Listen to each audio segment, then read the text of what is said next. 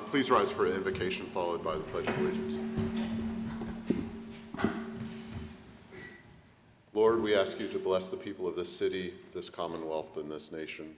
Help us to have the vision and wisdom to guide us through periods of uncertainty in whatever form they may come.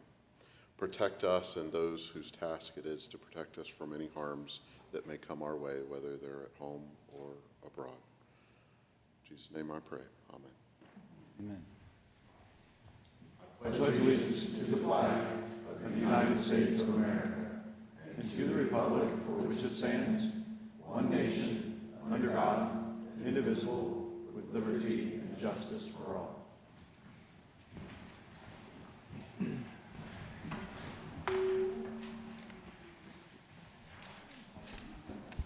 Thank you, everyone. See if we can get rid of our feedback at the table here for a second.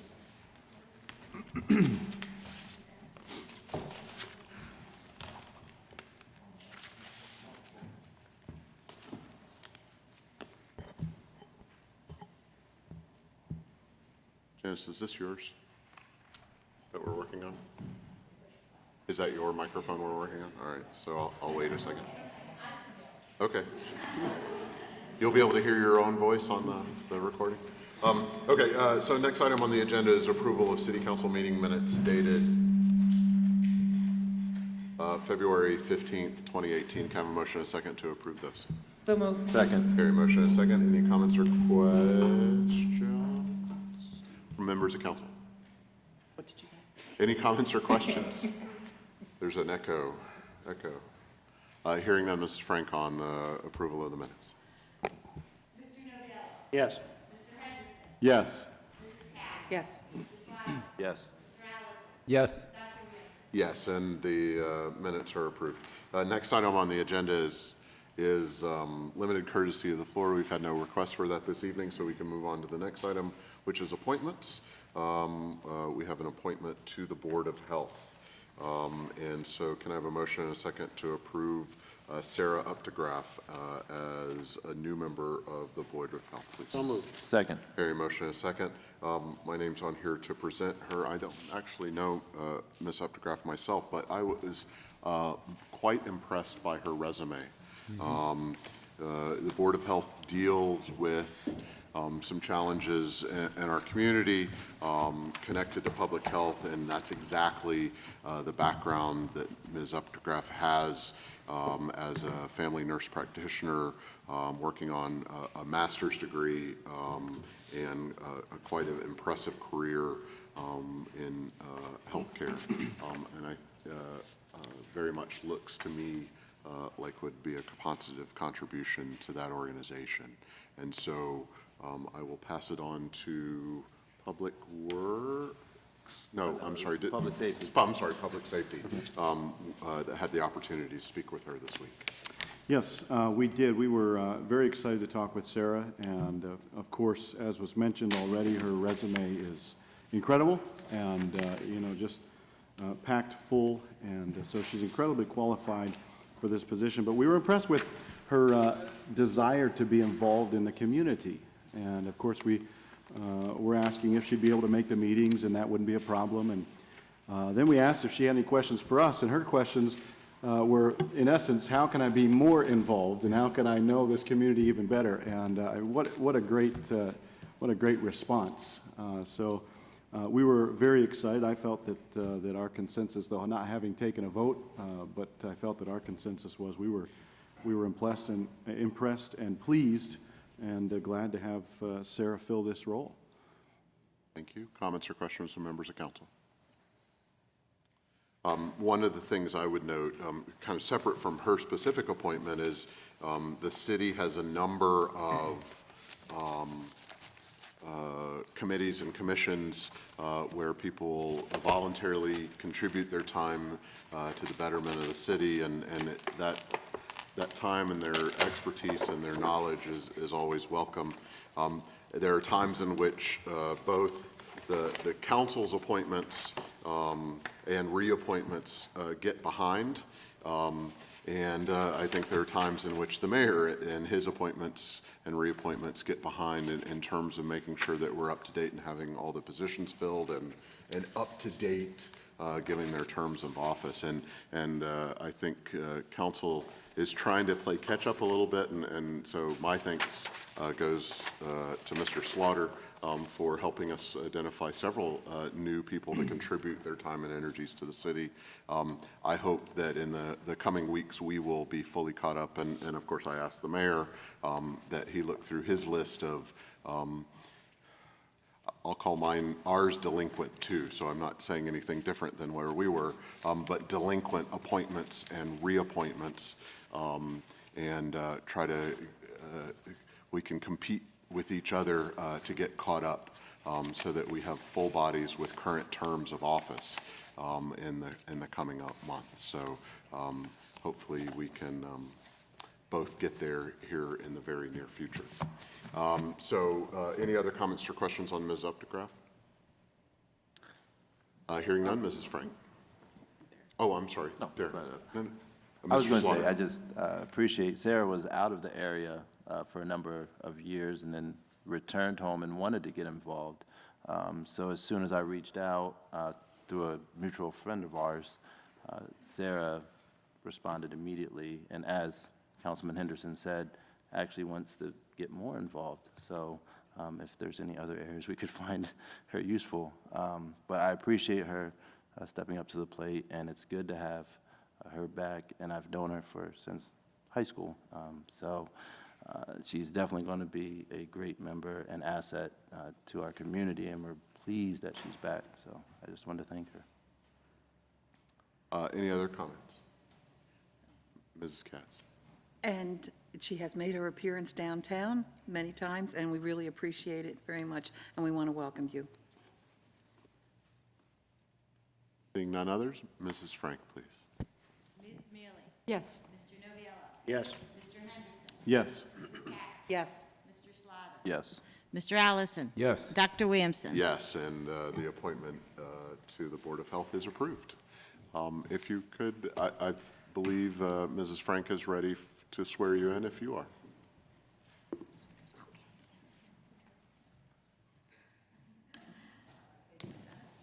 State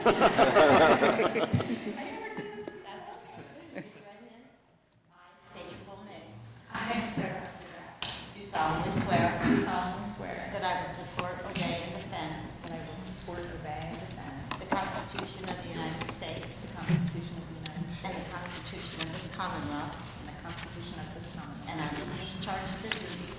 And I will discharge the duties. Of my office with fidelity. Of my office with fidelity. Congratulations. Thank you. Can you sign over here?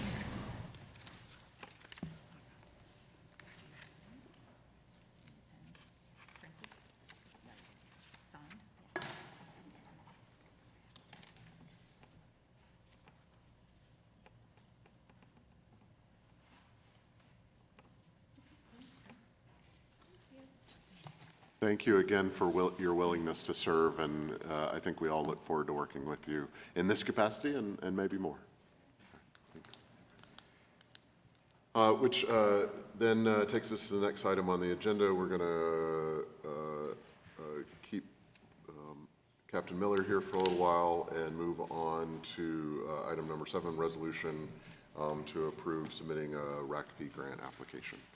Mrs. Frank, in short form, please.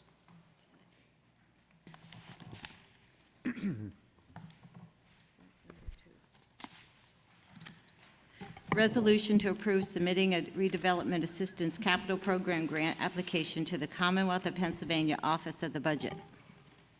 Thank you. Can I have a motion and a second to approve this resolution? So move. Second? Here, a motion and a second. Mr. Nichols, how are you this evening? Fine, thank you, and good evening. Good To evening. you and Vice President Ellison and the members of council. This resolution is to acknowledge the initial submission of a single application for a redevelopment assistance capital program grant for the levee project. The submission is one of a number of steps that need to be happened through council and others to secure a RACP grant, and in this case, it's a $5 million grant that hopefully will match some federal dollars. What is a significant aspect of this application process is that the county has agreed to be the grantee, with the city of Williamsport being the subrecipient. So acknowledging that there is a great partnership that is lined up to see this very important project take place. One of the things that was apparent when we met with the Finance Committee on Tuesday, that there seems to be a need for more details as to the responsibilities of both parties and not only securing the grant, but delineating the duties of each governmental entity, that being the county, what their role will be in terms of administration, and meeting all the special conditions that come with a RACP grant, as well as what the responsibilities are of the city. So this resolution is simply an acknowledgement that the process has started, but I think we would feel more comfortable, the administration that is giving more details of how the partnership will be lined up, again, in terms of who's determining what responsibilities will be handed out to various parties. So, but in the audience this evening, Jason Fitzgerald, who has taken the lead in submitting a single application, that had to get in by the deadline in February. But a resolution is not needed for that first step. It's just placing a placeholder that needs to be in to start the process. But Commissioner McKernan is here this evening, I think, to acknowledge that they are an important partner in this process and provide council with a level of support or acknowledgement that the county is a player in this process. So I don't know if they would like to come up to speak, but, you know. Commissioner, if you'd like to speak on the partnership between the county and the city for this, you're welcome to. Just really quickly, before Commissioner McKernan addresses this, we have, Mr. Nichols very wisely advised us to begin to put together a memorandum of understanding between the county and the city on what the specifics would be about our arrangement, including the bond financing and some other things that have to happen. So I know that from the technical aspect, Fran and Rebecca spoke today. There have been a lot of meetings on this, but that's what our next steps will be. And the county has authorized the submission of the grant application. So the resolution that's in front of you today, you can table it. It's not required for the submission, but I think that just what we want is just a general understanding that the city and the county will be working collaboratively on this. But I wanted to turn the podium over to Commissioner McKernan to talk specifically about the county's role. Welcome to council. Thank you, Council and Mayor, and on behalf of Commissioner Macera and Mayor Beto, bring greetings. They would have been here this evening, but they're both getting ready to go to a conference meeting tomorrow. Last week, commissioners did approve through a resolution at our meeting applying for the RACP grant. You know, I think that's just part of the process that we're undertaking to try to find the money to do this levee improvement. The suggestion, or the county so far has taken the lead in trying to bring everybody together. I don't see any problems on our part. And it's probably a good idea to get together and just make sure that we know exactly what role everybody's going to play. But I think the county, through the planning department, would very easily be able to handle this task. We had a meeting this afternoon with, let me just get the name here.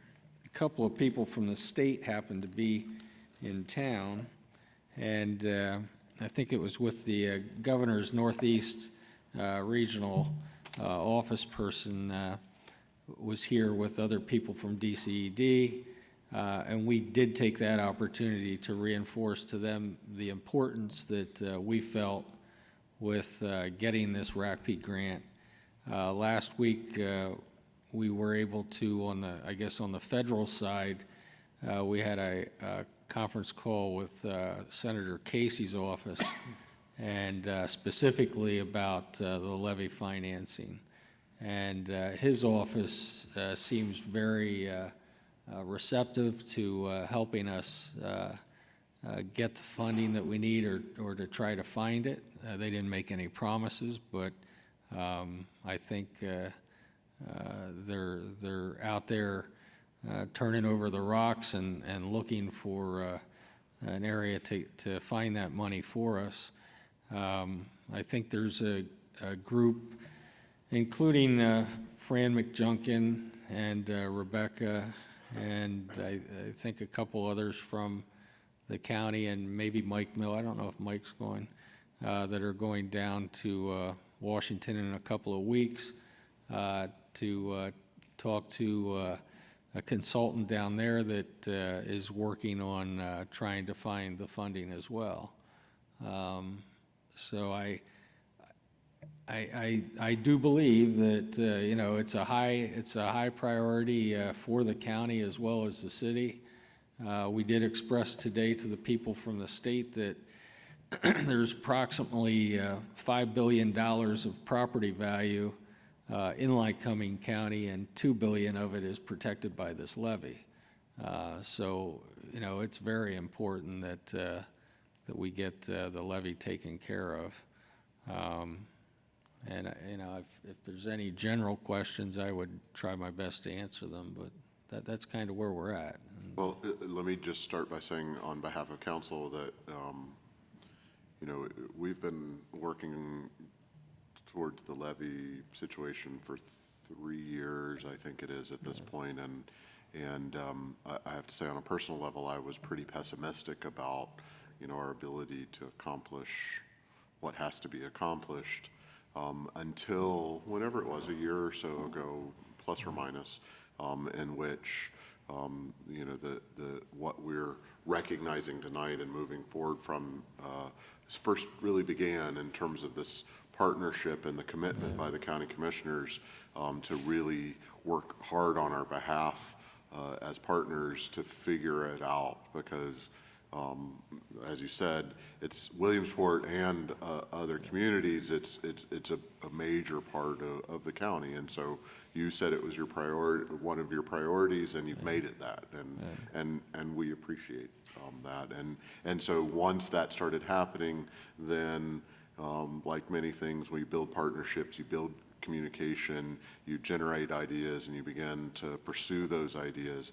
Then I became more optimistic, because we started getting responses from others that saw our community-wide commitment to partnering towards the solution. And that's when dollars haven't yet flowed, but became possible to go after.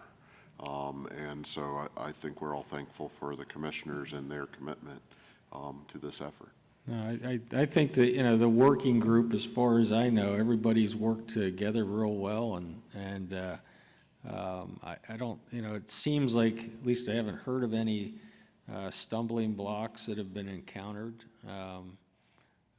and there's nothing that I've seen or heard that leads me to not be optimistic that sometime this year, you know, I think we're going to get some good news. So.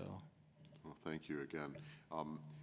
If there are any questions, of course, we can talk about those. The report from finance. May I suggest, though, that much of the discussion that we might have had, including the report, might be moot at this point, given what Mr. Nichols said. I think that it makes sense that we kind of take this opportunity to pause and lay out not only our acceptance, our approval of the application, which isn't technically necessary, but we've long discovered is always a good idea when we apply for grants, to make sure that everybody in the city is on board, on the same page at that point, rather than waiting till later on. That needs to be done at some point.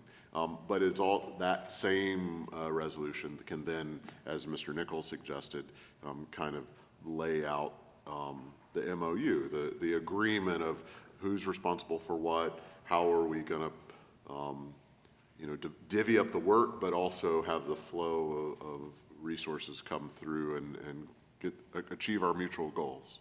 I think it'll be a fairly simple document. I don't expect anything complex, but it's the right time to just put a time out and talk about it. And so unless council wants to talk more, because, you know, we love to talk, I would at any point entertain a motion to table the resolution. So moved. Second. I hear a motion and a second. Any comments or questions on the motion to table? Hearing none, Mrs. Frank on the motion to table? Thank Ms. you. Mealy? Yes. Mr. Noviello? Yes. Mr. Henderson? Yes.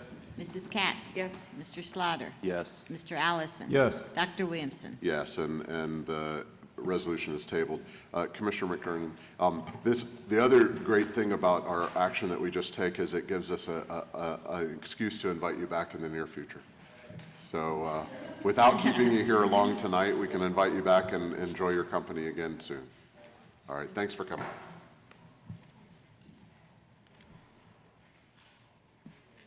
That was easy. I should hit the easy button. Next item on the agenda is resolution to authorize a master service agreement. Mrs. Frank, please, in short form. I'm sorry, which? Number 8. Okay. Yeah, I'm going to go back up there. We've got a bunch of gaps. Resolution to authorize a master service agreement between the City of Williamsport and Amick Foster Wheeler Wood. Thank you. Kind of a motion and a second to approve this resolution. So move. Second. Hearing a motion and a second. Ms. Halliday, how are you this evening? I'm good. How are you? Good. Good evening, Council, Mayor. Attached for the City Council's review is a resolution to authorize a master service agreement between the city and Amick Foster Wheeler Wood, which after this evening, moving forward, Amick, as we formerly know, will be addressed as Wood. They have merged.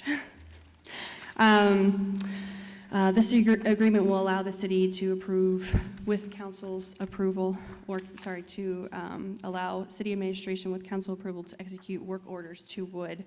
Wood is currently, as you know, working on the system-wide improvement framework plan, better known as the SWIFT plan, to complete and submit by February of 2019. The city administration anticipates the Army Corps of Engineers to need additional information for Amick Foster Wheeler Wood to complete the SWIFT plan. Therefore, based on the date of submission, which is again February of 2019, this agreement will allow Amick Wood to work with the administration for any unforeseen tasks that may arise over the next few months. Tonight we have a representative, again, from Wood. I'm going to try my best. Gazel Mutlug. If you have any requests or any questions, I also would like to let you know that this was reviewed by Finance with a positive recommendation. They did have some additions to add a rate schedule, and as well as a clause that these rates will not change until after, obviously, the date the agreement is completed, and this was also reviewed by the solicitor before and after the addition. Thank you. Ms. Mealy from Finance. Yes, Finance did review this resolution and forwarded to the full body of council with a positive recommendation, with the addition of accepted rates for hourly work by various and sundry figures at Wood. This pretty closely mirrors similar resolutions we've passed with Larson Design Services. It is worth noting, of course, that this puts us on kind of a continued contractual basis with Wood, but it doesn't mitigate the administration's responsibility to come to us for separate contracts for any actions that Wood would undertake. That is to say that, you know, if we expand beyond, I believe 2 weeks ago, we authorized a desktop review of the pump stations and backup power to the pump stations. If the next task that Wood may have to take on in the preparation of the SWIFT plan will have to come before City Council for review with a not to exceed price on it. However, this simply gives them a sort of a confidence that they are our continuing contractor, if you will, and that we will be using them so that they can start work should they need to before we officially authorize the expense. We have done it in the past, and we certainly have a bit of an aggressive deadline. Ms. Halliday informed us that our final deadline for submission of the SWIFT plan is February of 2019. February 9th was the decided date, right? Not February 14th? I believe it's the 14th, but the 9th, we were unable to change for the contract on Wood's part, which is, after I've spoke with them on the phone, it was okay, just because at that point, with that slim of days, there wouldn't be anything that we'd be able to accomplish in that shorter time frame anyway. So anyway, so by mid-February of 2019, we have to submit our SWIFT plan, and Ms. Halliday would like to submit it for an initial review beginning in October 2018, which gives us, as far as I understand, in these exceptionally complex and data-oriented matters, not a whole lot of time. And, to me, I wouldn't even get started until September 2018. But anyway, that said, this just allows Ms. Halliday and the rest of the administration to work with Wood as necessary to accomplish those goals in a timely fashion. The one interesting thing that we did learn in the course of our review, well, first off, this was reviewed by Norm Lubin, the city solicitor. Secondly, Williamsport now has the second largest levy in the state of Pennsylvania. At one point, it was the largest levy in the state of Pennsylvania until Wilkes-Barre merged two of their levies, correct? Yes. So I guess when we ask why we in particular, I think we're slightly ahead of schedule compared to a lot of the rest of the state in terms of evaluating our levies. But one of the reasons why we in particular might be a bit of a poster child for this effort is that we have such a large levy compared to other municipalities. And $2 billion, of course, of property value is nothing to sneeze at. That said, Finance forwarded to the full body of council with a positive recommendation. Thank you. Comments or questions from members of council? Mr. Ellis. We did learn a lot, I think. And what else? The other thing Rebecca told us was that this is going to be the first completed SWIFT plan submitted to the Baltimore district. So we are the front runner in this. And that kind of ties into what we were talking about with the last resolution, that I think all of these things are going to present a good case for us to get these grants from the state and the federal government, because we've been very active to meet the goals that they've set so far. Now, most of them have been engineering studies, but we've been right on top of it. I say we, our engineers and John Gradle before that have been driving this. So I think we have a good track record, and I think these kinds of initiatives are going to help us gain credibility. And since we are the first, it should count for something, I think. So I want to thank you for your hard work, and to also remember the complexity of it is we're dealing with two entities, the Army Corps, and then we have FEMA, who's got their own agendas and goals. So and the levee system is very complex with the pump stations, the cross pipes, everything that goes into that. It's not just a bunch of dirt that keeps the water in the river.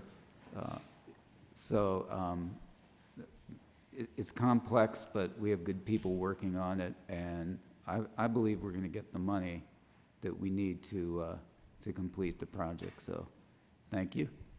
Appreciate it. Thank you. Thank you. Other comments or questions? Ms. Mealy?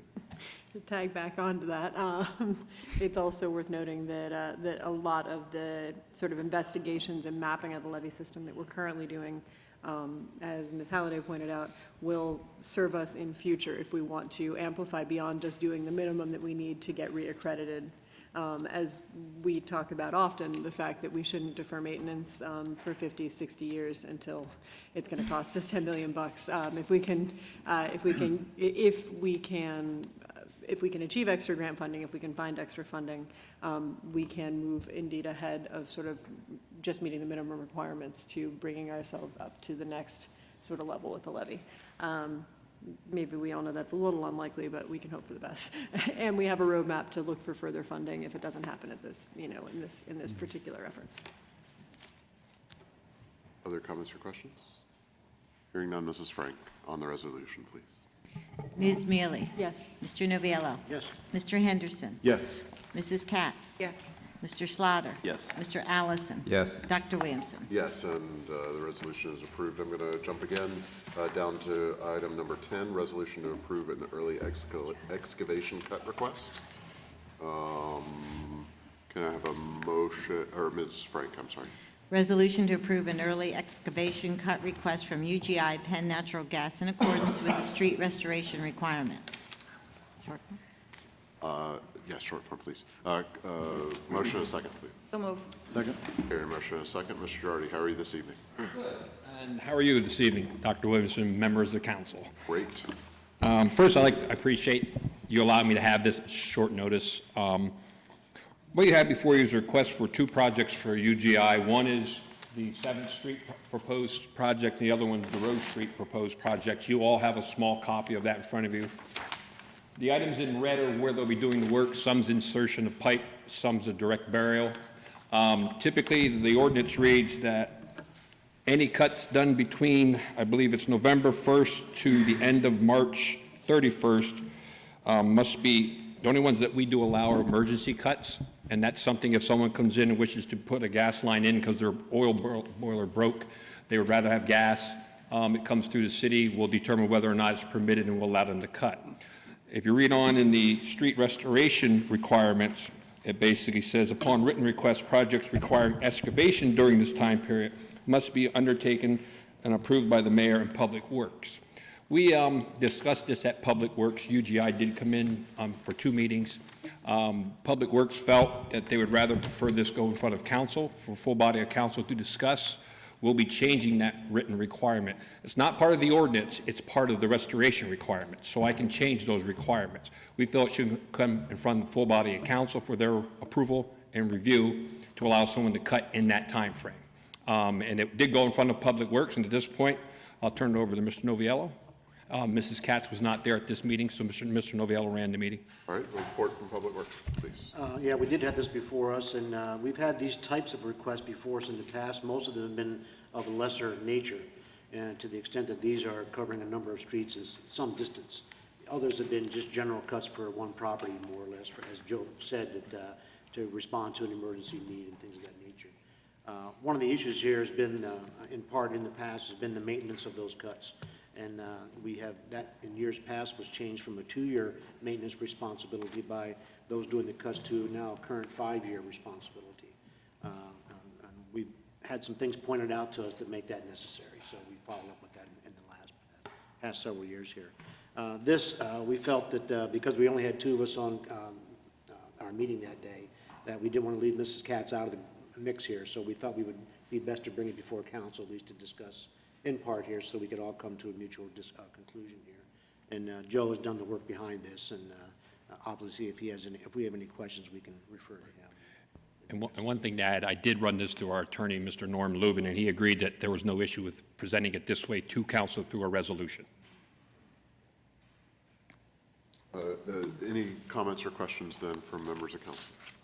Mrs. Katz. When we went through this with Bill Wright, I think this is when we started this with Bill Wright, because there were so many problems with so many cuts going into and before the season ended, not getting enough done, and then people trying to get caught up with their work ahead of time. This request, to me is because UGI has all these unfunded mandates again. This is the reason for this, and I think we should explain that. It's not just a whim. They have a lot of work to do in the city because of these mandates. So the only thing that we look at, are we opening up a can of worms here for everybody else that wants to start early? If the weather's good, I really don't see where there's a problem when it's a mandate like this coming from the government. Right. So I don't see a problem. I really don't see a problem. I think everybody would like to see this work get started early and get finished. The only problem with UGI is that they never finish at the end of the season. That's the biggest problem. By the time November comes along, they're coming back to us with trying to get more amendments into this whole process.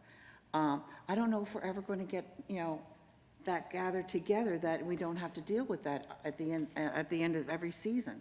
And that's the problem. What you have is the Penn Street project, for one. That was a very, very large project. It extended out into the side streets. They got that done right at the end of the year, right before the paving could be done. Typically, on that type of project, what they do is they get involved with our engineer and our street foreman, Adam, and they'll get together and decide on whether or not we can go with them and redo the whole entire road. So instead of getting a portion of Penn Street done in springtime, we're going to have a whole entire brand-new road, which is very nice to have, plus the offshoots. This project, if we allow them to start early, from my understanding, this is like a 30 to 45-day project. Yes. There'll be enough time for this project to settle, or if it does settle, we'll know, and by the time that the end of the season comes, we should be able to have this milled and overlay so it's ready to go before winter comes. This all came about, if you all remember, the Arch Street project. That was where this all came about with the restoration. They I won't say who did it, but they got involved in working on a project in the middle of winter. Snow came, we got complaints from citizens. This is the reason why we don't allow that to happen. They're asking for a time frame towards the end of the time frame, what's March 31st. They'll probably won't start until Monday, Tuesday, if they can. They're talking about 25 days early.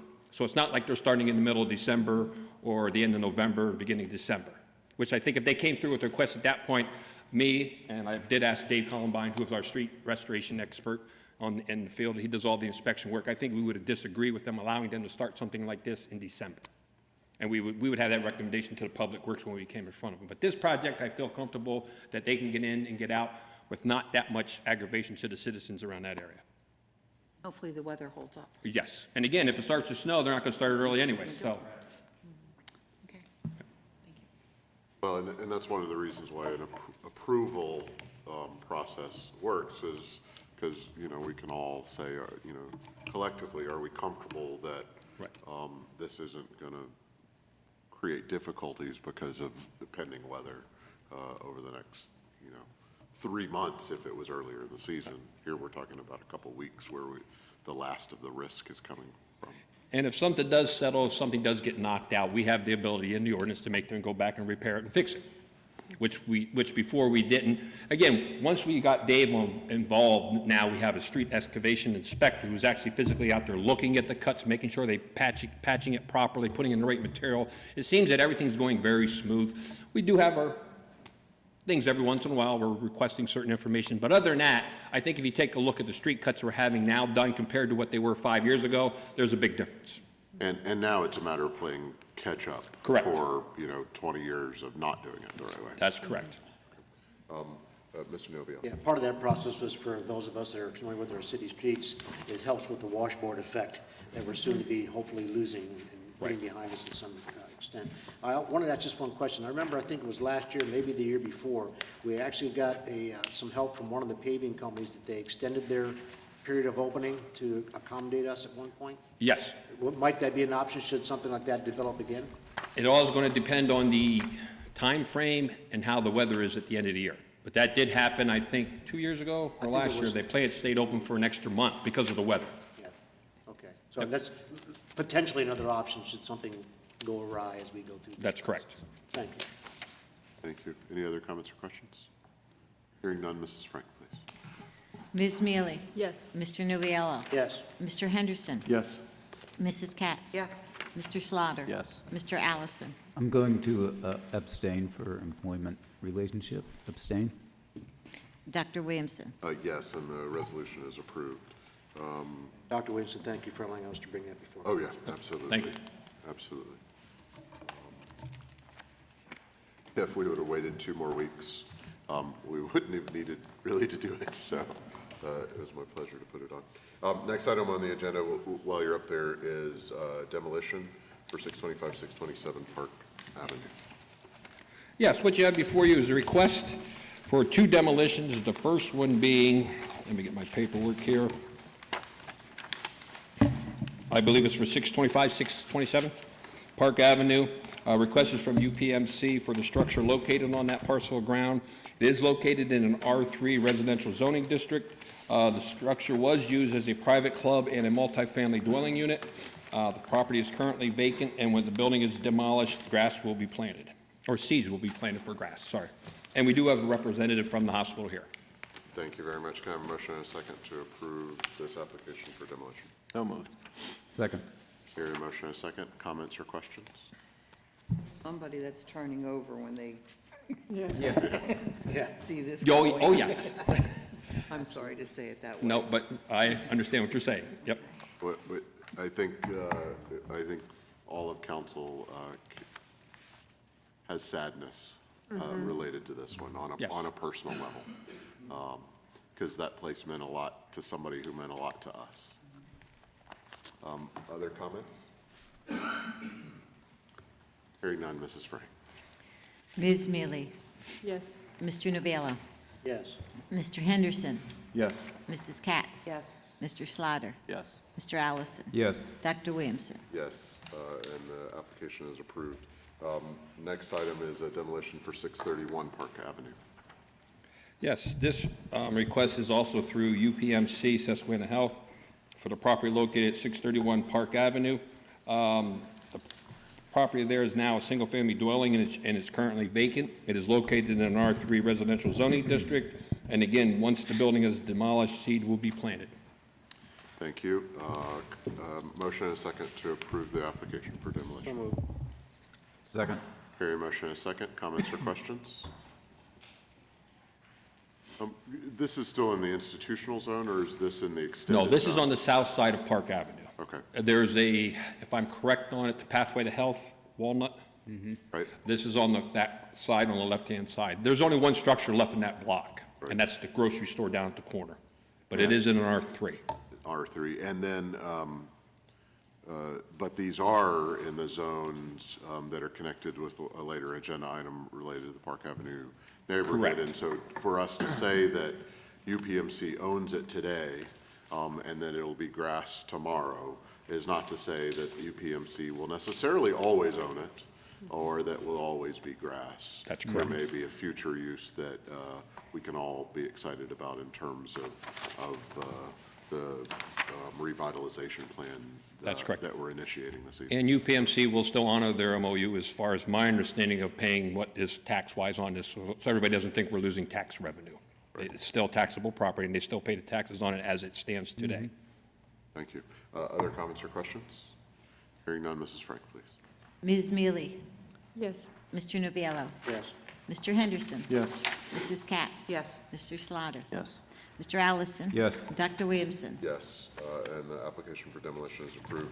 Next item on the agenda is certificate of appropriateness for Hepburn Street, Benco Holdings. Yes. What you have before you is a certificate of appropriate request for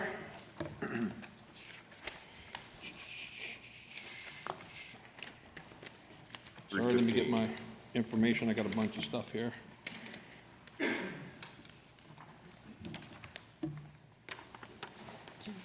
Bill, you want mine? Thank you. What you have is a request from the Liberty Group to add a bump out onto the Liberty Arena. The dates, I'm not positive, but I think back in 2015, 2014, the request came through to add this addition onto their old Pickle Arena, which was approved, which was recommended by the Planning Commission, approved by full body of council for this look. What they're intending to do now is add a bump out, which you see here, onto the front, which is facing us, actually, facing Hepburn Street. It went through the approval process. Planning Commission looked at it and recommended approval, provided that 3 new canopies would be added across the door, across the front here for these roll-up doors. And they, again, agreed to that, and this is what you see now, not the picture you have in front of you, because at the time, they were only going to go with 1 canopy here and 1 canopy there.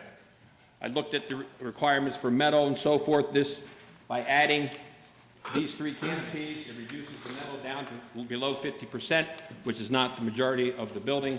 Majority of the building will be glass, block, canopies, and the main front entrance. For my determination, reading the ordinance concerning design standards, it meets the requirements set forth. They did recommend approval to City Council, and we do have a representative here. If you have any questions of Mr. Greg Day or myself, I'm more than happy to answer them. Thank you. Can I have a motion and a second to approve this signature? So move. Second. Hear a motion and a second. Comments or questions? Mr. Novia. Joe, you mentioned something about roll-up doors. Can you give us some indication about the purpose for those? Yes, this area here will be used for restaurant area, okay? So it's very similar to what you see downtown when they have like Moon and Ravens. You can roll the doors up, people get the breeze through and so forth. Understood. So that's what the purpose of that is. Okay, I just was concerned about delivery trucks and such. Yeah, no, these are just roll doors for people sitting in the restaurant. Okay, thank you. Ms. Meany. I'm assuming that the depiction of the parking lot is not actually accurate, correct? That is correct. Okay. It was approved previously through the land development. You saw when we brought it through council, there's what was approved then is what's supposed to be on. Okay. This is just the architectural rendering. Sort of, this so is that we not- can see the structure. That's correct. If you have the walk across, the walkways and so forth, we added to that. Okay. Yes. Got it. And when we had, I see a main entrance, a secondary entrance, the two roll-up doors.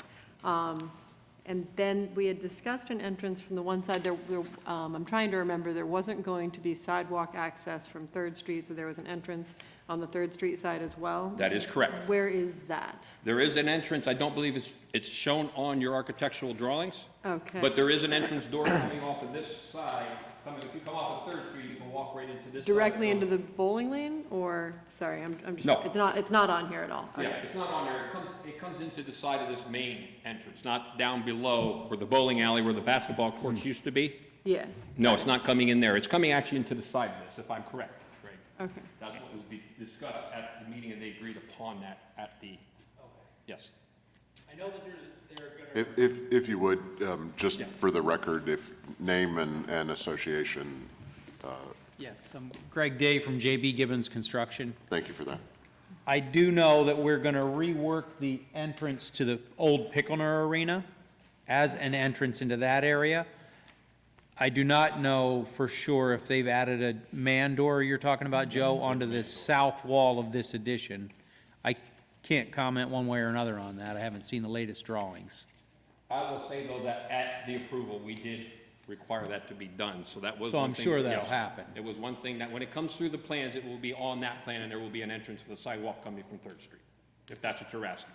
So, but we're approving the facade at this point, we're not That's all, yeah, approving the right now, all plans, we're so. approving is the look of the building. Okay. The other items were approved, if you remember, we did come through, planning commission, and we did come through because we had some right-of-ways we had to switch over, and we had to do some different things with walkways, and that's when this all came up through city council, and that was all put on the drawing at that time. So when the architecturals come through for the building to be built, I'll make sure that there is a door there and an entrance coming off of East Third Street. Got it. Okay, and then just a couple, are we doing any sort of facade work on the back side of the building? Excuse me, You mean this? yes. This area here, yes. As you notice, this is red right now. This will all be blue. Okay, so that's all gonna All be match, blue. everything will match color-wise. Okay. That was one of I guess I'm also talking about the Elmira Street side of the building, which is what I assumed that was a mock-up of, but it's not. that would be this Okay. part right here. The Elmira Street portion's down here. Okay, so they're not making any amendments to Elmira Street at this time? That I'd have to leave up, no. They're not. Okay. The building, I believe, is red on Elmira Street, correct? That is correct. Because how's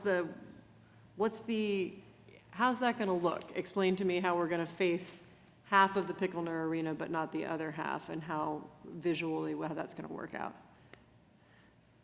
I think the plan was to repaint that end wall of the Pickelner so that this facade is uniform in appearance.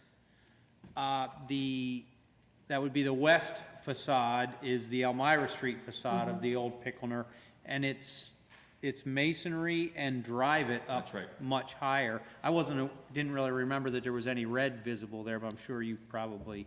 Well, I mean, I'm actually kind of calling my memory, trying to think of how. It would be a very small Yeah. pie-shaped piece at the I top. guess There's a I'm just lot trying more to make sure that masonry. we're not gonna kind of like leave like a a weird facade to any side of the building. Like coming up Third Street, it's not gonna look odd because you Well, on got, Third Street, you'll see the remaining red of the old Pickle Arena, and from Hebron Street, you'll see blue. And okay, there is no direct approach from the east coming at that corner, right, yeah, Except understood. for I the mean, 'cause people it's- who walk that way. because, yeah. Right. Yeah. Yeah, that would be the only, I mean, I am excited to see the renovations to this facade. But my solitary concern, and I'll yield the discussion by the rest of council, would be that, that Third Street facing wall, that is to say, correct me if I'm wrong, Joe, but we don't give out permits to paint buildings on one side and one side only, right? When somebody takes care of a structure, they take care of the entirety of the structure. They don't just paint the side that faces the street. Yes, no, you have the right as council, though, to request that to be done part of this approval process. Right, I guess that's what I'm saying, you Right. know, if somebody came to you for a permit to paint, you know, another downtown building, potentially, I suppose, if there was like a 2-foot gap between that building and another building, we would forego painting that interior wall. But if it was exposed to the street, we wouldn't say, okay, yeah, you can paint the 4th Street side, but you can totally ignore the William Street side of that. Me personally, I'd like to see the building addressed as a whole, not just the side of the building that faces the project entrance. But I'm willing to yield to the rest of the discussion on that. Otherwise, I think the design looks nice, and I think this will be a vast improvement over the current look of the building. I'd like to extend that question in terms of not just the building as a whole, but question about the complex as a whole. We have another part of the eastern facade that we haven't addressed in the complex, i.e. the part that is visible as you're traveling west on 4th Street. That's an eastern facade of the same complex, correct? Correct. And is that being addressed through this development? That was addressed on the original approval process, which was this building here, when this all went through. The visible side you're talking about, as you're going up 4th Street to, right before you get to the entrance to the historic district to the left. Correct. Where they're going to be seating that. That's all. We're talking about the former Discovery Building. Yeah, that's all one parcel, correct? Correct. So that the original structure there on 4th Street is part of the same parcel that includes the Picklener Arena building and the Liberty Arena building. That's all one complex, correct, with one owner? No. No, That was it's- subdivided, and that's when we came through when we came back Yep. through with street access and going across the street, putting the sidewalks in when they wanted to limit those things. It was a land development subdivision. They subdivided, there's 3 parcels of ground right now presently. Okay. You have this building here, which is one parcel. Right, The grass, empty lot right now, stone, which will be grass, that's another parcel, and then the former Discovery Workshop is a separate building. It's a okay. separate parcel. There's 3 parcels. And so when you do a demolition, you have 3 months to seed the grass, correct? That's correct. Has that been, how long has that? That's amount- probably been about 2 years now. Has that parcel been seeded? No, what has happened was it was in litigation with the contractor at that time, talking to our attorney. I could not force any action until the litigation was completed. Is It the was litigation completed? It was completed. Well, and do you know It when? was required by council to have that seeded by the end of April. Okay. 31st. And the Discovery Workshop building is also required to be finished by the end of April 31st. On that facade? Yes. Okay. And that was the reason why nothing was done. I wish it was done sooner, but. Sure, of course. But- My hands were tied. And I think it's important, and we all have, I mean, I'm not saying we're doing anything other Right. than, you've been persistent on it as much as we have. We've all been pushing as hard as possible, and I think now we'll all be happy to see something. And what you're telling me is by April 1st, so in the next 30 days, April 31st. I'm sorry, in the next 60 days, we'll Yes. see grass planted, and we will see a facade work completed? Right, or and it is- they'll come, the facade work will must come back through city council for a certificate of appropriateness. Okay. Because there's no design at this point on what they're doing, so they'll have to come back through with the design to show you what color they're painting, what material they're gonna be putting on that wall. Have you initiated those discussions about the design work with the owner? I have not. I haven't seen anything from the owner. Now, if I'm correct on this, the owner actually has sold the Discovery Workshop. And by selling it to another tenant or another individual, that person is required to do that same thing because it was agreed upon through city council and myself that they're required, no matter if it's Mr. Klingerman or Joe Girardi owns that building, it's required to be fixed by April 31st. Okay, and are you aware who the new owner is? I am not privy to that at this point. I'm trying to find that out, but I do not know. Okay. I wasn't going to ask you to tell us who it was here in the public setting. I just wondered if you knew. Yeah, no, I don't know at this point. The mayor's requested the same information, so as soon as I find that out, I will let the mayor know, and I'd be more than happy to email. Yes, please. Thank you. Now that I understand that we're talking about two separate parcels, in terms of this parcel, I agree that this is an upgrade that unifies the look of what I have in the past referred to as it just looked like two sheds sitting next to each other, and so to unify the facade. It kind of ties it all together now. Ties it with together. that front. Right. So thank you. Comments or questions from others? Hearing none, Mrs. Frank on the certificate of appropriateness. Ms. Mealy? No. Mr. Noviello? Yes. Mr. Henderson? Yes. Mrs. Katz? Yes. Mr. Slaughter? Yes. Mr. Allison? Yes. Dr. Williamson? Yes, and their certificate is approved. Thank you. Thank you very much, Mr. Chairman.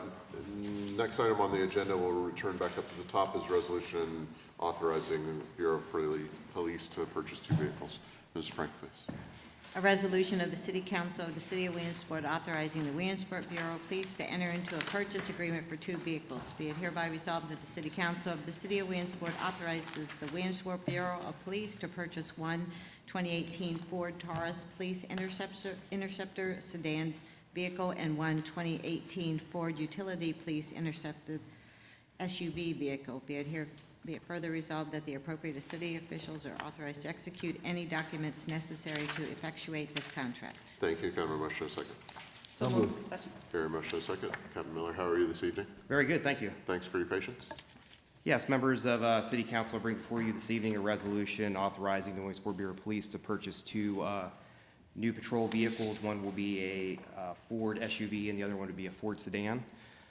These vehicles will be fully equipped for use by the patrol division. And I have attached a full breakdown to include the CoStar's contract information for this purchase. And this was reviewed by Public It was Safety. reviewed by Public Safety with a positive recommendation. Thank you very much. Yes. Mr. Anderson. We did review this, and once again, our vehicles get a lot of wear and tear, and we need to keep up with the fleet here, and this is just part of that process. It is CoStar's, and so that's good, guaranteeing a good price for us. There was some discussion on sedan versus SUV, and there are pluses and minuses to each one. And so at this point, they're going with one of each, and I think that's helpful in different scenarios and situations. But we looked over everything here, and we appreciate the full breakdown of the equipment that they'll be purchasing as well. There's some extra equipment there that they'll be ordering that will help with some of the other vehicles as well, bringing the whole fleet up to par, at least as much as we can in this, with this purchase. But there were some things in there that Captain Miller explained to us, and including the camera system in the car and things like that. Just a lot of much needed equipment for these vehicles. And so we approve this with a positive recommendation, understanding that they're desperately needed. Thank you. Thank you. Comments or questions, members of council? Ms. Noviello. Just a quick reference here. This is a line item purchase. We're actually going to see a little bit of a remaining balance, which is, not the norm, so we can appreciate that part of it. Also, Captain Miller made some commentaries about the need for the SUV was based on the spatial needs, based on the equipment that we have available to our officers today. I guess that related to things like easier access, and the ability to carry more relevant equipment as we go through new stages of development in the police department. If you could, Captain, just give, for our viewing audience, just a brief summary of what we mean by the equipment outfitting that's necessary for these vehicles? Yeah, in the patrol sedans, the trunk space is actually very small. And it seems like year after year, we continue to add additional equipment that we're really required to carry. Some of the equipment we carry are full processing kits for processing scenes. This year, we've just added LED additional lighting that we can set up if we have an outside scene or some type of a shooting event. Those are very large plastic Pelican-type cases that the equipment is in so that it doesn't get damaged. There's just so much equipment that we cannot put it all into trunks. That would also include additional ammunition or Baker bat shields. We just can't fit them all in the trunk. So the SUVs become necessary just even from an equipment standpoint, let alone a visibility standpoint. Thank you. Any other comments or questions, Ms. Katz? One question, didn't we discuss at one time that you were gearing away from Tauruses? Our options are very limited. Okay. I mean, Dodge is an option. However, again, we really only have one other option at this point. We're going to stick with what we have. It was necessary to do it. Yes. And I have another question, and this is for us. Do we need to put in a dollar amount on the resolution? Or is it just okay to say 2 vehicles? Usually have a dollar amount. Yeah, we do have, usually have a dollar amount. And so I'll entertain a motion that says, in the amount of, adds to the first be it hereby resolved, in the amount of 91,000, in an amount not to exceed $91,000. I'll make a motion. I hear a motion. Here's second. Any comments or questions on the motion to amend? Hearing none, Mrs. Frank? Ms. Mealy? Yes. Mr. Noviello? Yes. Mr. Henderson? Yes. Mrs. Katz? Yes. Mr. Slaughter? Yes. Mr. Allison? Yes. Dr. Williamson? Yes, and the motion to amend is approved. Any other comments or questions? Just very quickly, I Mr. want to Noviello? mention this was another one of our co-stars purchases as well, so we have some advantage using co-stars. Great. Any other comments? Hearing none, Mrs. Frank, on the resolution as amended. Ms. Mealy? Yes. Mr. Noviello? Yes. Mr. Henderson? Yes. Mrs. Katz? Yes. Mr. Slaughter? Yes. Mr. Allison? Yes. Dr. Williamson? Yes, and the resolution as amended is approved. Thank you, Captain. Next item on the agenda is resolution to approve an agreement with Ingalls Planning et al. Can I have a motion and a second to, I'm sorry, Mrs. Frank. Resolution to approve an agreement with Ingalls Planning and Design for the preparation of a revitalization plan for the Park Avenue neighborhood. Thank you. Can I have a motion and a second to approve this resolution? So moved. Hear a motion and a second. Ms. Myers, how are you this evening? I'm good. How about you? Good. I am here, of course, with this resolution is to approve a contract between the City of Williamsport and Ingalls Planning and Design in a not-to-exceed amount of $89,280 for the Park Avenue Neighborhood Revitalization Plan. The funding sources are made available by the Pennsylvania Department of Community and Economic Development Municipal Assistance Program grant in the amount of $29,353, a financial partnership from UPMC Susquehanna and the city in the amount of $25,000 each, and River Valley Transit in the amount of $10,000. The consultant selection process began on October 18, 2017, when the request for proposals was released in the Williamsport Sun-Gazette and the Pennsylvania chapter of the American Planning Association website. Proposals were due November 9th, and the selection committee had 11 proposals submitted for review. The selection committee included Bob Kane from UPMC, Jenny Picano from Lycoming County Planning, Andrew Kremser from RVT, Mayor Gabriel Campana, Randy Allison from City Council, Stephanie Young from Community Development, and myself. Due to the amount of proposals and the holiday season, we conducted interviews with the top 5 companies in January. From there, the selection committee unanimously decided to select Ingalls Planning and Design because of their experience with similar communities and understanding the challenges that face the neighborhood, including high level of housing disinvestment and high poverty rates. Their primary strategy is to begin the revitalization efforts in the neighborhood to conduct a housing inventory while addressing the neighborhood's housing issues. Matt Ingalls, principal planner from the company, apologizes that he could not be here tonight. Due to the winter storms that happened in February, he had to postpone community outreach efforts in another community, so that's where he and his team is located at tonight. This contract was reviewed by City Solicitor and by City Council Public Works Committee. Thank you very much. Mr. Noviello, Public Works. Yes, we had this before us on Tuesday past, and Chelsea gave us pretty much the rundown that we just got here just a moment ago. We had just a few questions, and most of them were just sort of rather feel-out kind of questions. Certainly one of our first concerns, at least one of my personal first concerns, was the issue of additional housing and making sure that that was factored into the project here. And we didn't see any problem with that whatsoever. Certainly we know we're talking about what might be considered a low-income area that presents certain issues as well that will be addressed as this contract goes through. I also mentioned, and I'm not sure how far we could go with it, but I referred to the Memorial Homes project where we had funding available to us that assisted in the periphery of the immediate area for some facade work and things of that nature. And as a follow-up, being on a couple of the tours we took after that event, it was a very positive outcome. A lot of houses were really kind of picked up and made it look much better than they had before.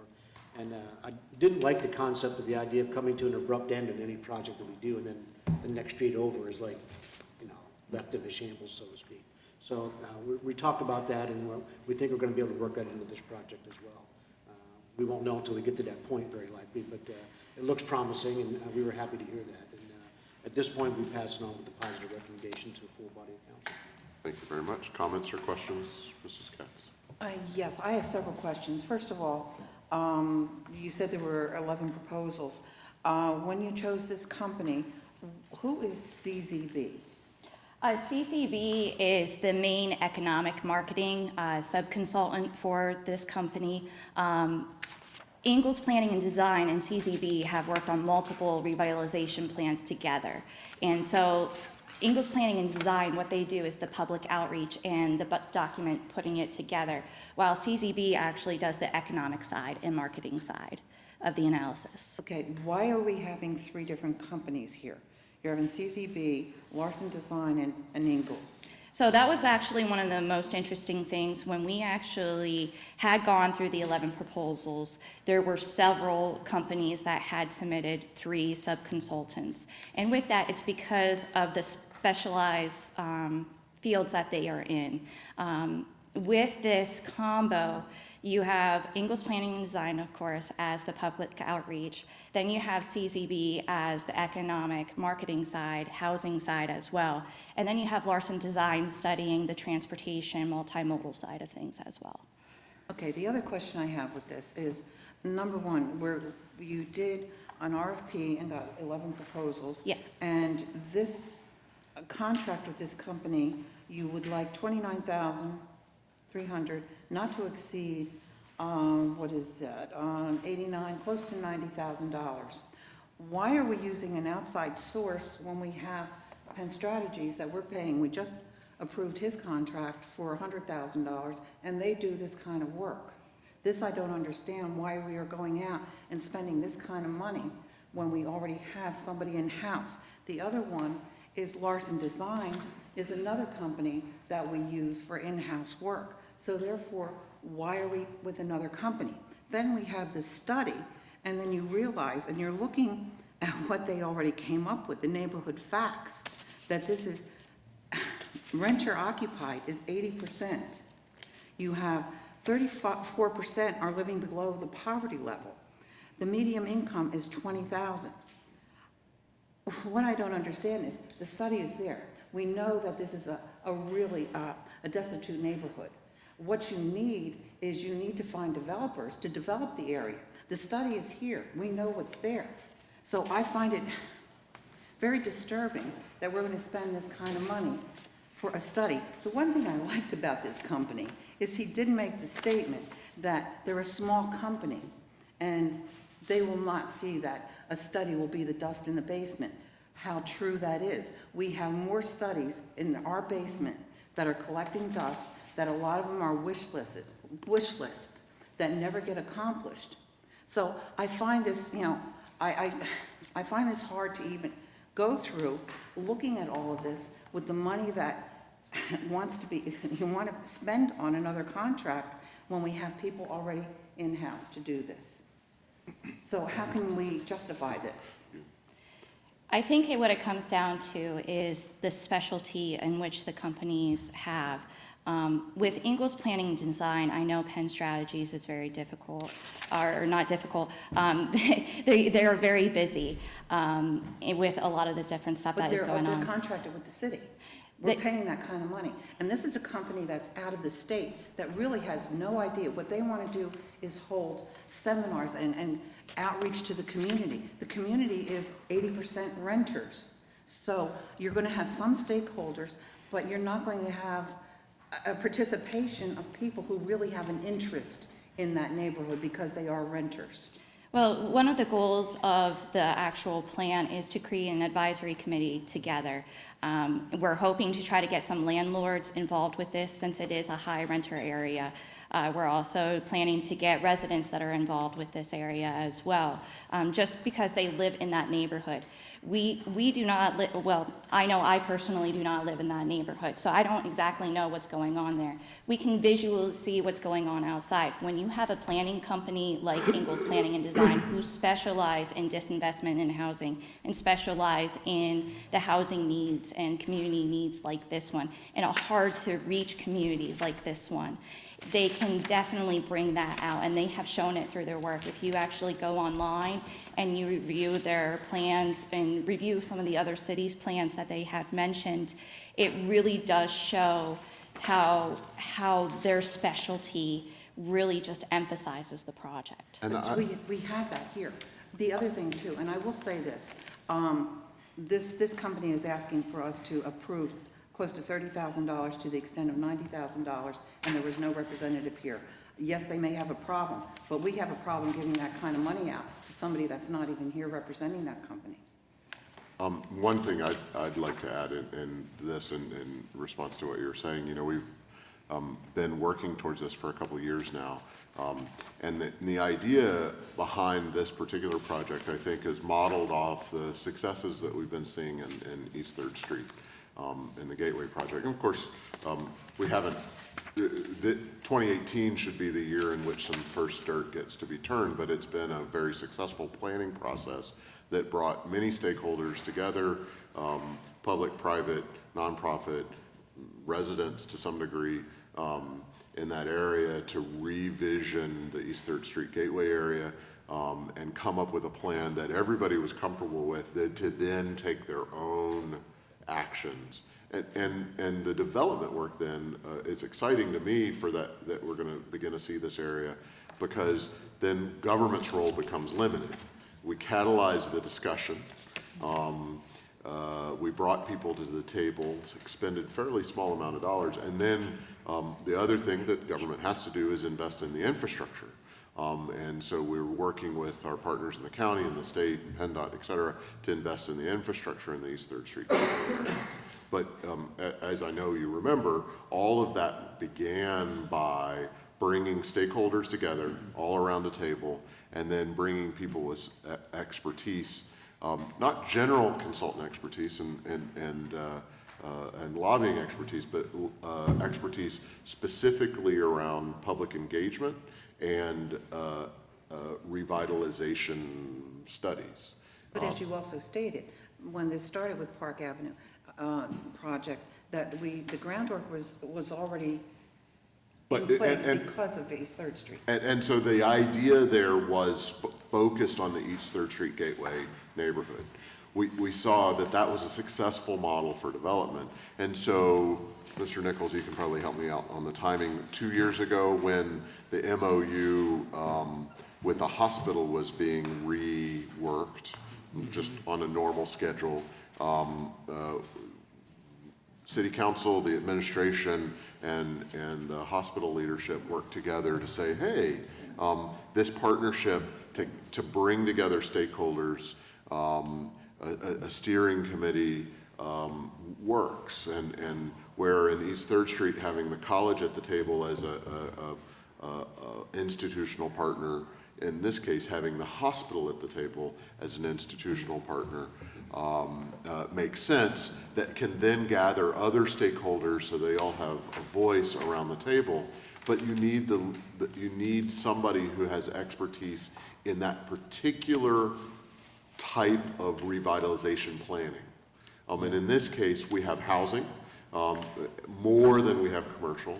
Although I think all of us have talked for the last couple of years that the real exciting prospects of what could happen in Park Avenue is transforming that neighborhood into a mixed use and mixed income neighborhood, so that it is not always going to be 80% renters, that it's not always going to be the income levels, which those are just for top line numbers, right? We got to get much deeper into where are we, where have we been, and then a workable plan, as you said, that doesn't sit on the shelf of where we're going, that is built on what the public's input is and what stakeholders' input is, and then has, as you said, action ready to be taken. We've been acting based on the plan in East 3rd Street. It's a good model, and it's a model that we're reproducing in partnership. Already the partners are the city of Williamsport, River Valley Transit, the county, the state, and the hospital system. Well, it's been, yeah, fine. That's a great partnership at the very beginning, and of course, I'm excited to then see, do I have the right term, steering committee? Yes. Okay, the steering committee then get fleshed out on all of, these are the funding partners. The other partners that will be at the table are the other stakeholders within that community and adjacent to that community, which essentially includes all of us. For any major project that we've done over the past few decades, there's always been core studies completed to begin the process. You go back to the early 90s when Wilbur Smith was hired to do specialized studies for the revitalization efforts in the late 90s, Trade and Transit 1, Pine Street, and the other areas that we completed.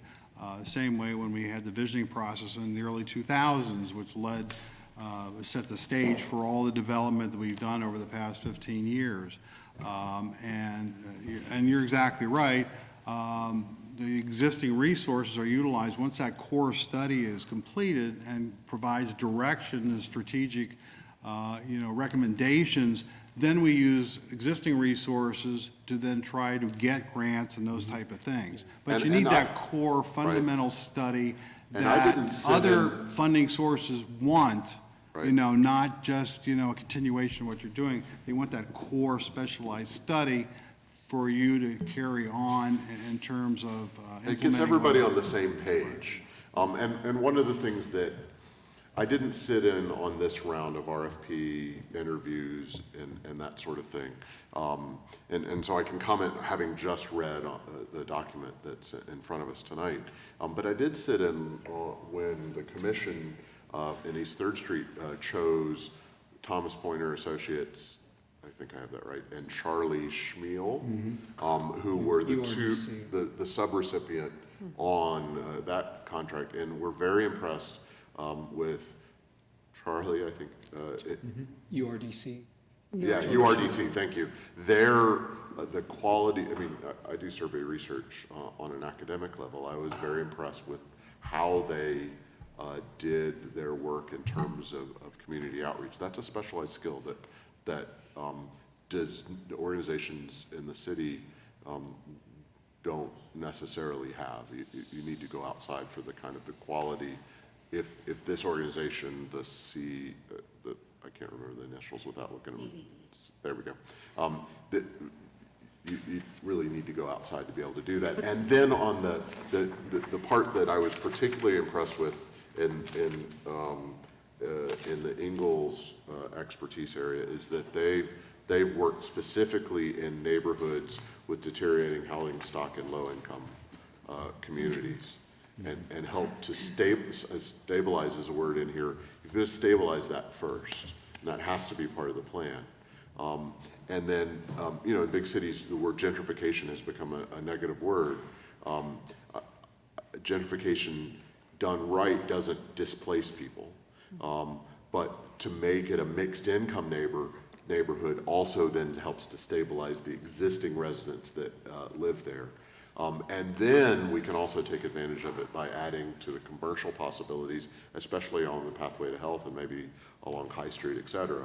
How to get from here to there takes specialized skill sets of somebody who's done it before, and other communities can bring that expertise on both outcomes and process, and I think they said not outputs in that. And so I think you're right, there's been some preliminary work done because they put a good proposal together, but to take the preliminary work and turn it into an action plan takes much more detailed work. My question still stands with Larson Design's name being on this. They're an engineering firm. They're an engineering company Yeah. to go through this. But I will still question with Penn Strategy, from what I understand reading their bio with things, that they do these type of things also. May I ask I'm if not. that's? May I touch upon a couple of things? Sure, absolutely. I don't think that they do, but, you know, if we want to ask Jason, we can. Mr. Mayor Harry. For some reason, I thought I was going to talk tonight, even though I'm not on the agenda, but thank you, thank you, sure. City Council, for the opportunity. First of all, I want to make something very, very clear and reassure City Council that there will not be any studies, planning, et cetera, that's going to sit on the shelf. The things that we have done, we have executed, and I believe East 3rd Street is going to show positive dividends. Once again, this is a reinvestment in an area that has been ignored for decades. And this is when you talk about this contract that we have tonight, this is a reinvestment in that area, number one. Number two, in regards to all of us are on the same page, we want mixed use. Number three, my personal position, when you talk about low-income housing, it does not work when it's concentrated poverty, and this is what cities across America has done. So my position, I'm just gonna let everybody know, I will not sign any type of agreement, contract for additional low-income housing, period, especially in that area. Now, speaking about Penn Strategies has been engaged in this process because actually, you're right, Mrs. Katz. You can have a plan and it can sit, but you need to have investors willing to take that risk to spend the dollars. So, in regards to this project, just to let council know, we have been in consultation with Penn Strategies to look at some incentives for developers. And if you look at this city is very similar to an Elmira. That's one of the reasons why I thought that this firm could handle it, because Elmira is considered a sister city of Williamsport, so I thought that was a good thing. But most importantly, if you look at Williamsport, and I've been doing this for about 10 years now, there's only a handful of developers in this city willing to take the risk. And especially in an area like that, and the kind word that I want to use is underdeveloped, you need to create an incentive. Because you can have that plan that could sit on the shelf for decades, but you got to have someone willing to do that. So with their expertise, if I can, Mr. Fitzgerald and myself, we've had discussions on how to create incentives for business people. And if you'd like to briefly talk about that as an alternative to RCAP, I think that would be helpful. I could, Mayor. Mrs. Katz, obviously, the work that I didn't see, this RFP, we didn't respond to it. I don't respond to RFPs generally, and we're not actually looking for any extra work at this point. So, I mean, under the current arrangement that we have, you know, obviously any additional, we do some planning work, but most of what we do is finding financing for projects. We've talked about some ideas for this neighborhood, and we were with the Economic Revitalization Committee with Councilman Allison and others. And I mean, I think that, again, pending the results of the study, one of the biggest things that I believe that the administration and council should consider is tax increment financing.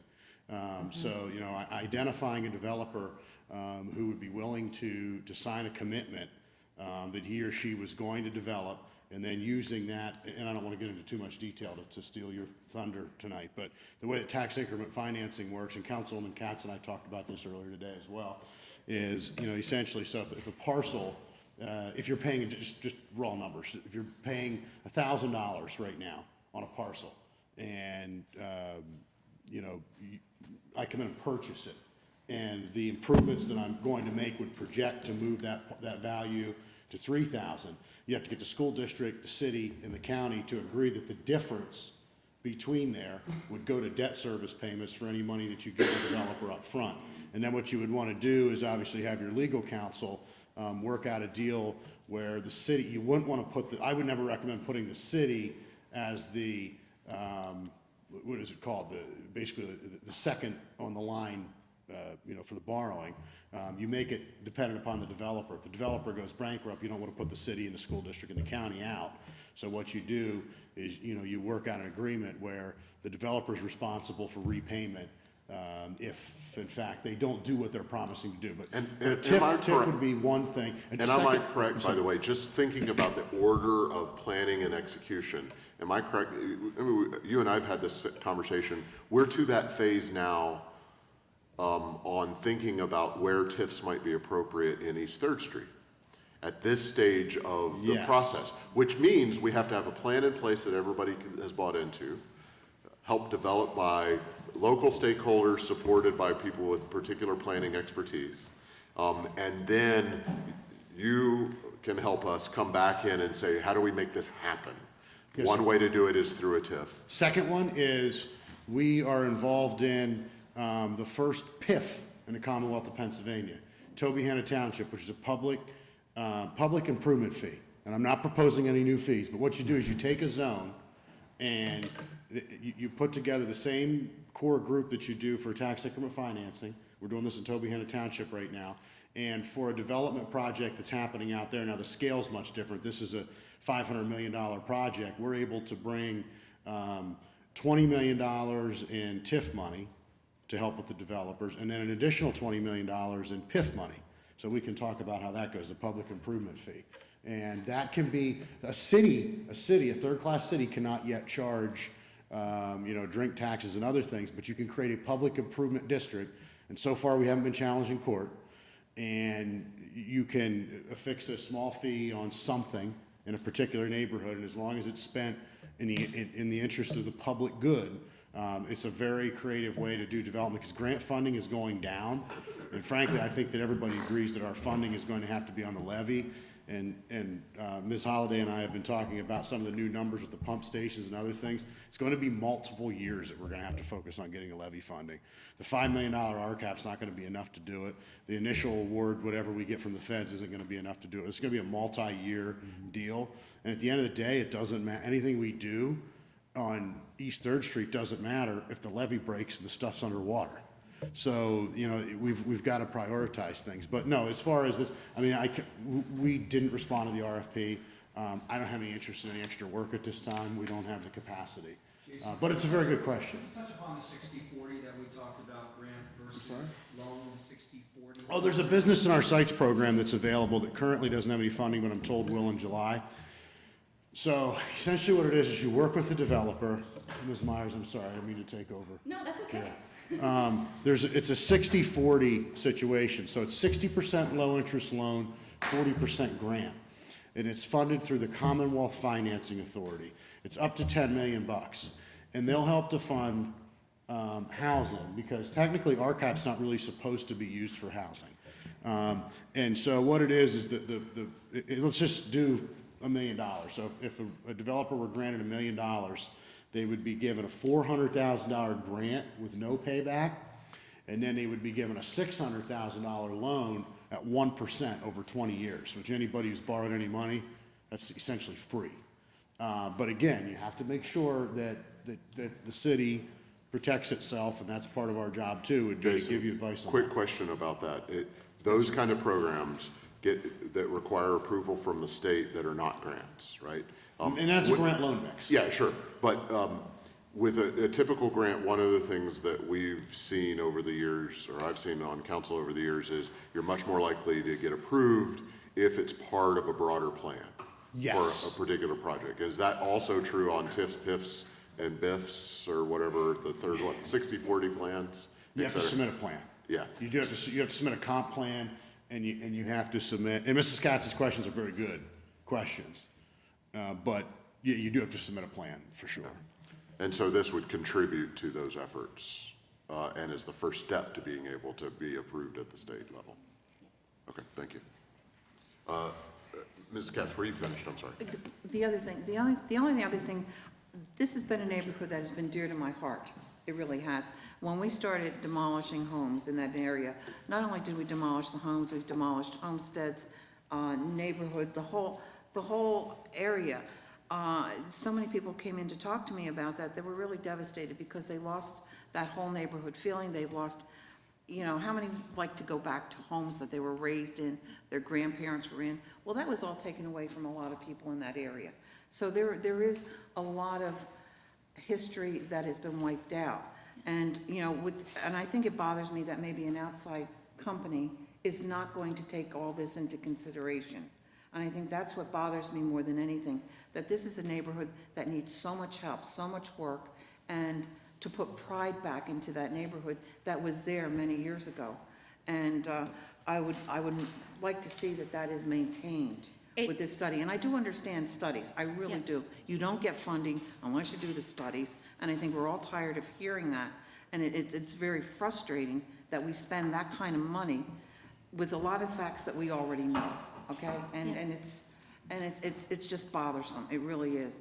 But that's what I would like to see from this company, that they kind of get into where this neighborhood was, the mixed use. There's so much there that can be accomplished in that neighborhood. Well, and I completely understand, to actually kind of trace it back, even though I'm not originally from the county or from the area. One thing that sticks in my mind is when my dad tells me construction stories, because he was always a construction worker. One of the projects that he worked on that he remembers most is actually working with the company that was redoing the parking lots for Susquehanna Health at that time. He had to bulldoze around all the different homes and that kind of stuff. And there was this one woman that he kept on talking to who was not going to sell her home, not going to sell her home. And he talked to her every day, and he would come home and then tell me her stories about that neighborhood and how that neighborhood had changed. And this is me being an early teenager when he was telling me this. And so even now, I keep on thinking back to this woman who had that home in that neighborhood. Now, the home is gone unfortunately, but the history is still there. And that's one thing that this company understands. They understand that the history of a community, to keep it as the community and not change it into something else, is very important. And they understand that in order to revitalize an area, you do have to focus on not concentrating, for example, the low to moderate income, or focus on the poverty rates. You have to look at it as a whole. So they definitely do look at the history, look at the concepts in that. Can I say one thing too? It's our opinion that development in that particular neighborhood will not occur without some sort of incentive. It's going to be really hard to get, in my opinion, and based upon experience, and Councilman Katz, we've talked about this throughout the state. Without incentives, people aren't going to build there. It's just because of the fact that you're dealing with, I think 1 in 3 folks in that neighborhood are below the poverty level. Taxes are high. There's nothing we can do about that, but they are. But this kind of development has happened in a lot of other places like Williamsport with incentives, and has been very, very successful. The city of Scranton is actually experiencing right now, they're the only city, third-class city in the Commonwealth of Pennsylvania that is projected to grow at above the national average with their population, and it's because they've replaced their housing stock. And there used to be the perception that renters, having a high number of renters isn't good. that theory's kind of doesn't really apply in this generation anymore, because a lot of people are realizing and believe that actually purchasing a home, you know, brings with, it may not be the best investment in the world. Sometimes renting's a good thing. So what a lot of these, and I would look forward to what the study comes back with, a lot of municipalities are finding is they'll do townhomes, they'll offer a portion of them for rent, you know, and affordable. They have to be affordable, and that doesn't mean public housing, or they have to be affordable for people. And then the other part of them they'll sell. And then if this, you know, if they have a hard time selling them, then they'll convert them to rentals. But they've been very successful. If you have high quality housing that's available for people at a reasonable rate, at a market rate, they will come. And young people, you know, the two types of people that you want more of, you know, are you know, obviously millennials and high income seniors. And both our generation and their generation want the same thing, low maintenance housing. So I really think that there's a lot of opportunity, but I would really, especially with the number of other municipalities that are offering incentives to developers, I would think that it would be nearly impossible to see any development in that neighborhood without incentives. But I could be wrong, but I don't think I am in this case. So, but thank you for sharing this. Mr. Allison. A couple things I'd like to address. One being part of the process. We spent hours going through these and researching each firm and what they offered. And I want to give kudos to our city planner. She led the whole process and did a really, really excellent job. She gave us a rating system, deadlines to meet. Did you meet them? Yes, we did. We did. No, I meant you. Did I? You got an A. And it was a little bit intimidating, given the group I was in with Bob Kane and Stephanie Young and Chelsea and Jenny Picano from the county, because when I first got the rating sheet, I thought, I'm gonna blow this so bad, you know, trying to on the first round evaluate without any background. So I was the I guess cleanup, or not cleanup, I was the ninth place batter on the team. So you know, but I tried to use some common sense and everything. And so when we came back, I was pretty much in the ballpark with them. So, you know, beginner's luck. I got a hole in one the first time I swung the club. But in any case, we spent hours pouring through each proposal in order to put some difference between them, or see the differences. Some had strength in some areas, some had strength in others, and we had to figure that out. So we had a rating system. We came back with that. Then we narrowed it down to 5, and then we interviewed them, and they were close. Those 5 rated 1.5 points Yes. between the top one to the 5th. Yeah, and so again, you know, then it got harder because we narrowed the scope, but they were so close, and so we had each of them in for interviews of the 5, and they were all excellent. It was great, but we spent hours interviewing them, and a lot of the concerns you talked about, we talked about that with each one, you know, about the importance of this neighborhood, what's been lost in the neighborhood, what can we do, and tying the institution into it, because the hospital has development they'd like to see out there. They're going to be growing. There's going to be more people coming in. There's going to be a trauma center. And the hospital is very interested in this study, and they're going to be a major player in it, because there's things they want. They would like to see things around there for a visitors that come in, that they wouldn't have to travel far for. It would be convenience for those who are there, you know, family members, what have you. So, you know, we sorted through all of those things, and it was a tough call, you know.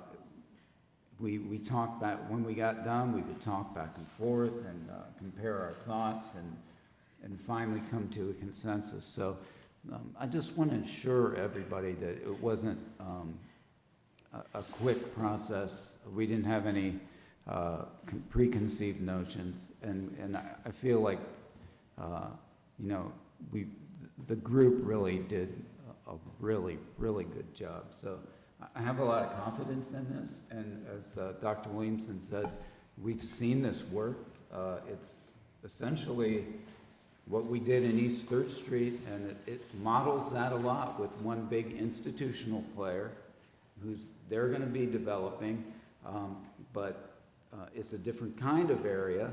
But, you know, the other one, we're looking to bring in business or retail. This one, well, there's potential to piggyback with the hospital and what they're doing. There may be some medical businesses that would care to locate in that area as well. So there's all kinds of potential win-wins, but I would just say, you were talking about the things, the information that's in there. That's just the tip of the iceberg. As we got into the study, I think one of the things we found out is what we really don't know. And that's the important thing we find out from interacting with the neighborhoods around there. Regardless whether they're rentals or not, you need to engage people and find out what's going on out there to have a good development plan. So that's a big part of it as well. And I think the process is gonna, my hope is, and I really think we have a good shot at mirroring East 3rd Street. We won't have the hurdle to cross or to go through as far as traffic and traffic studies and the extra things that went into East 3rd Street. It kind of delayed that a little bit. I think, and we talked a lot with each one about, we want to see some things in this process that can be done right away, that will begin to generate momentum. We don't have to wait a long time. Maybe low-cost things, but good things that can happen there that we can begin right away. So we're going to push that aspect as well. So again, I give kudos to our city planner. She led the way and did a really great job. Thank you. Thank you. Other comments or questions? Mr. Slaughter? One, the $25,000 on behalf of the city, where is that? Is that already earmarked? We already, that's We set already- that aside. Okay, that was my, and we haven't done any Park Avenue studies to date. So there was a previous Park Avenue study that was done back in 2007, that was fully completed in 2007. What that was, it was for the development of an Elm Street project that was originally supposed to take place. And before you do an Elm Street project, you have to have a plan in play. So they developed the plan, and unfortunately, the plan was not fully developed because there wasn't enough public input, enough public participation, enough public buy-in. And in order for it to have any revitalization plan succeed, you need to have that public buy-in.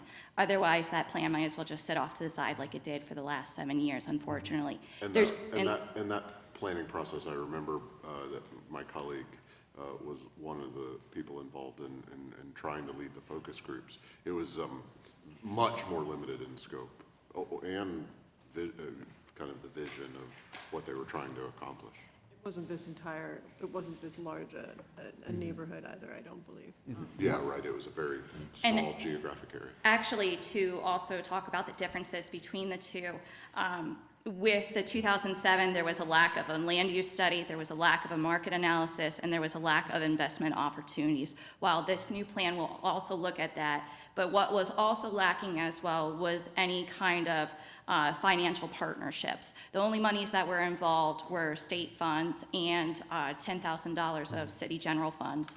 So with this, with having a institution like UPMC involved, who are nationwide known as one of the leading revitalization community input institutions within the nation, it's great to have them on our team, to have them in our community and supporting this project. So those are a couple of the differences between the two plans. And one of the other things we found out was it's not uncommon for a hospital or a medical center to be a central part of a redevelopment project, because there tend to be brownfield areas around it or separations. We're not reinventing the wheel. It's happened before.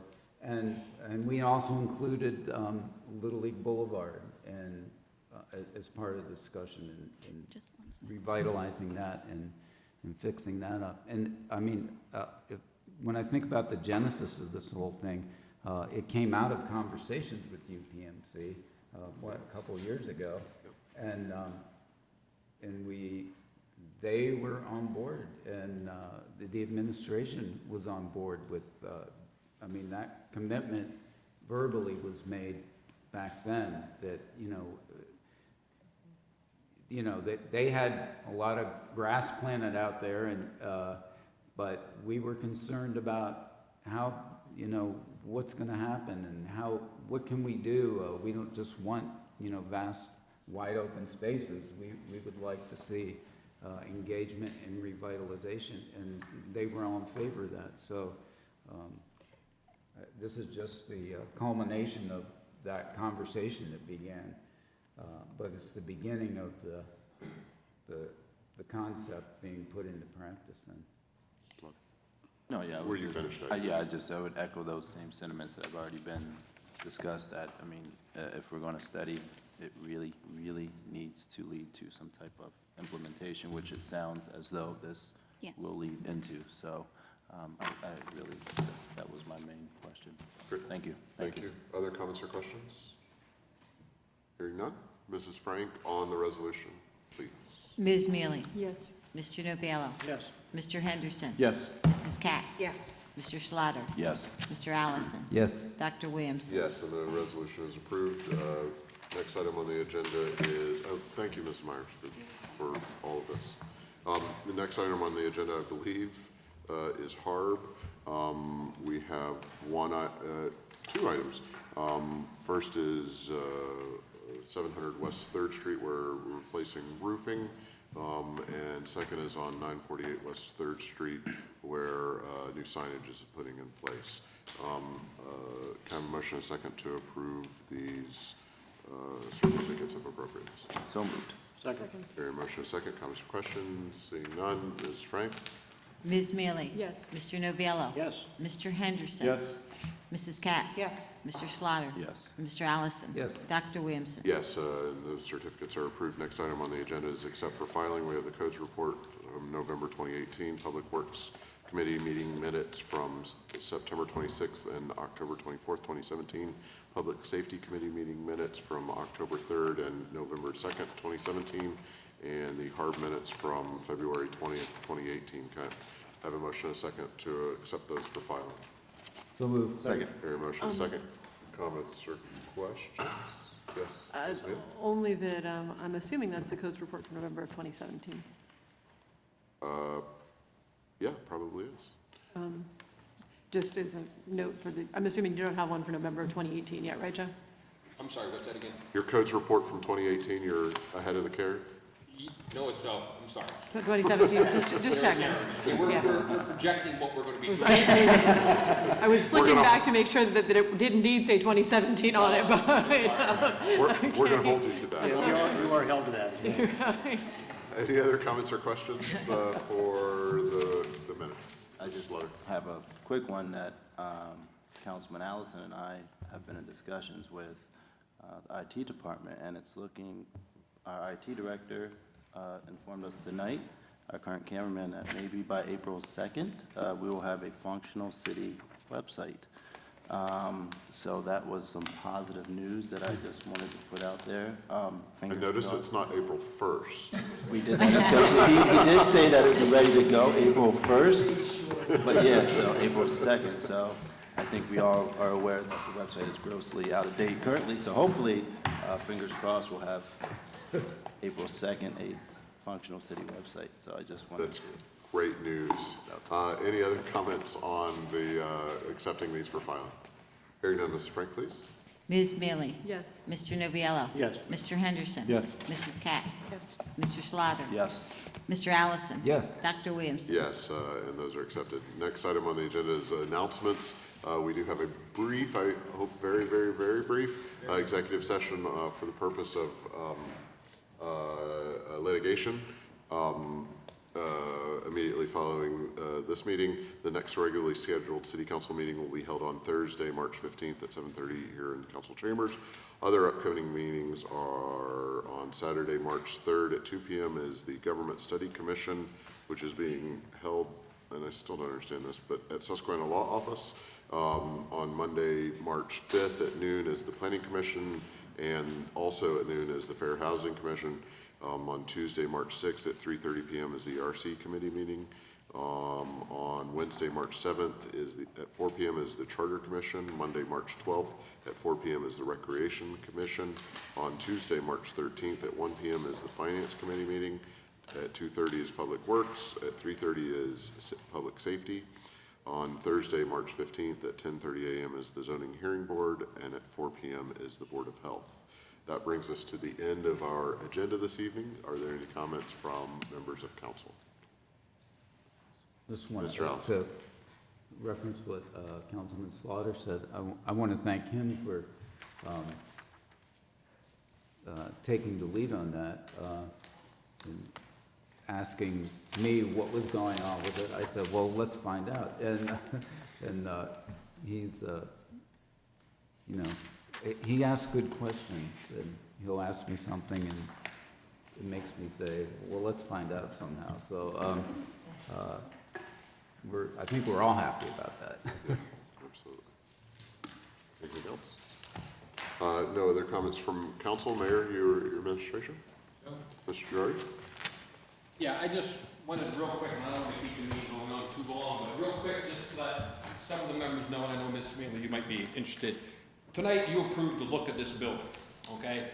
The land development that you approved several months ago where we had the 4 stalls that were required to be out there, handicap stalls, the entrance coming on these, that will all, when the building starts to get constructed, Gary Narr and myself, our job is to make sure that those things that were required by you will be done. So I just want to make sure to reassure you of the entranceway coming in, because this does not reflect anything in the parking lot area, okay? But it looks like there's a grass area, there's no grass area. Okay, that was just for the look and the rendering from the architect. Okay? Excellent. Thanks, Joe. Thank you, Joe. Any comments from the general public? Hearing none, I'll entertain a motion to adjourn. So moved. All in favor? Aye. Thank you, everyone. We'll get started.